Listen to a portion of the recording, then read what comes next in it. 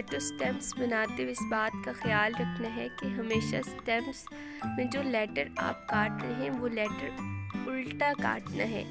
अगर आप सीधा लेटर काटेंगे तो स्टेम्प उल्टी बनेगी और अगर उल्टा लेटर काटेंगे तो स्टेम्प सीधी बनेगी। जैसे कि वीडियो में 1, 2, 3 और 4 लेटर सीधे काटे गए हैं तो इनकी स्टेम्प्स उल्टी आ रही है, और जैसे कि लेटर 5 जो है ये उल्टा काटा हुआ है तो इनकी स्टेम्प सीधी आ रही है। लिहाजा स्टेम्प्स बनाते हुए हमेशा इस बात का ख्याल रखिएगा।